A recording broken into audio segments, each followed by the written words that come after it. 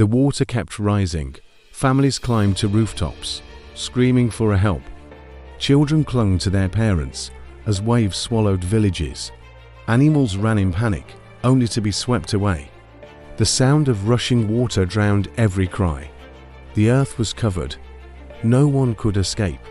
This was the most unsettling moment in human history. The flood had come. But the story of Noah's Ark begins long before the waters rose. It begins in a world filled with corruption. People had turned away from God. Violence filled the land. Greed ruled hearts. Every thought was evil. The earth was broken. People lived as if God no longer mattered. They trusted their strength instead of His wisdom. They chased pleasure instead of purpose. Truth was ignored. Justice was mocked.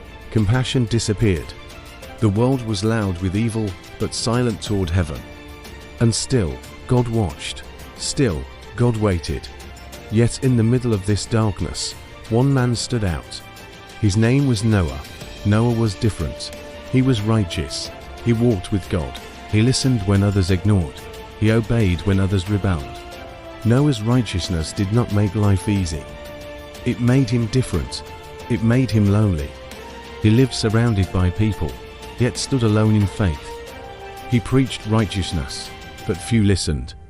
He warned of coming judgment, but many laughed. Still, Noah remained faithful. Still, Noah trusted God when obedience felt costly.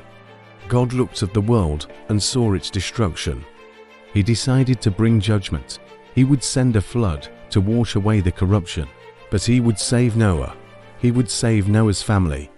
He would save the animals. He would give humanity a new beginning. God told Noah to build an ark. It was not a small boat. It was massive. It was longer than a football field. It was wide and tall, with 3 decks. It was built to survive the storm. Noah obeyed. He gathered wood. He cut beams. He hammered nails. Day after day, he worked. Neighbors laughed.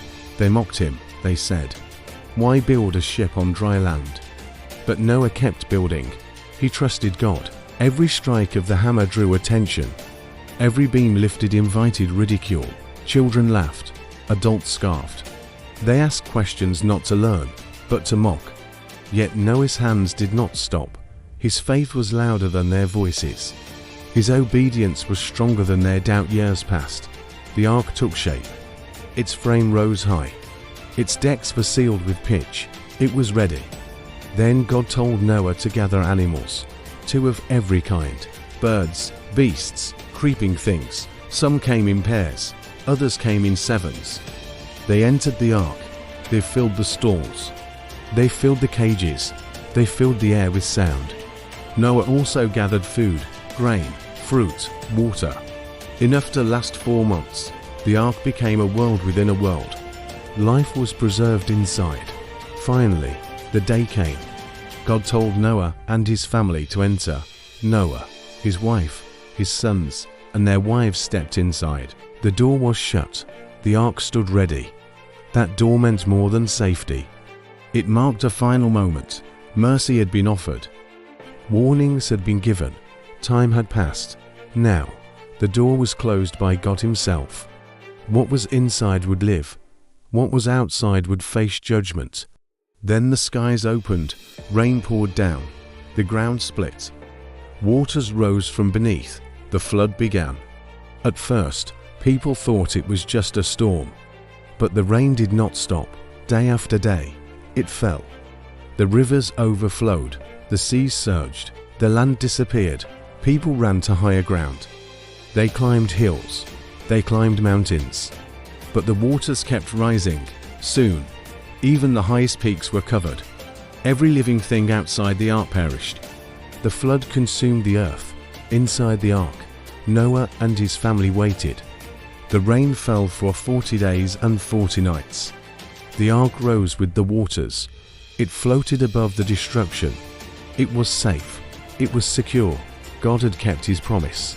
Inside the ark, there was fear, but also faith. There was darkness, but also trust. The wood creaked. The rain thundered. The animals stirred, yet God's presence remained. The ark did not move by chance. It moved by promise. The flood covered the earth for 150 days. The ark drifted across endless waters. No land could be seen. No sound of life remained outside. Only the ark carried hope. Days turned into weeks. Weeks turned into months. The waiting tested patience. The silence tested faith. Noah could not see the future. He could only trust the God who held it. Then God remembered Noah. He sent a wind. The waters began to recede. The rain stopped. The seas pulled back. The mountains reappeared. The ark came to rest on the mountains of Ararat. Noah waited. He sent out a raven. It flew back and forth. Then he sent out a dove. The dove returned with nothing. He waited 7 days. He sent the dove again. This time, it returned with an olive leaf. Hope had come. The waters were retreating. Noah waited again. He sent the dove once more. It did not return. The land was ready. The flood was ending. Finally, God told Noah to leave the ark. Noah, his family, and the animals stepped out. They walked on dry ground. They breathed fresh air. They saw a new world. Noah built an altar. He offered sacrifices. He gave thanks. God accepted his worship. God made a covenant. He promised never again to destroy the earth with a flood. He placed a rainbow in the sky. It was a sign of his promise. It was a sign of his mercy. The rainbow was more than color in the sky.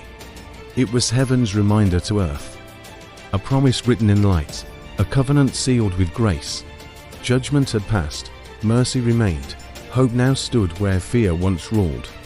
The story of Noah's Ark is more than history. It is a message. It shows the seriousness of sin. It shows the reality of judgment. It shows the power of obedience. It shows the greatness of salvation. Noah's obedience saved his family. His faith preserved life. His trust brought hope. He stood against the world. He listened to God. And because of that, humanity survived. The flood was real.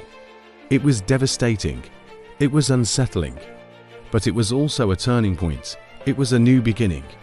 It was salvation through obedience. Today, the story still speaks. It speaks to anyone who feels surrounded by corruption. It speaks to anyone who feels alone in faith.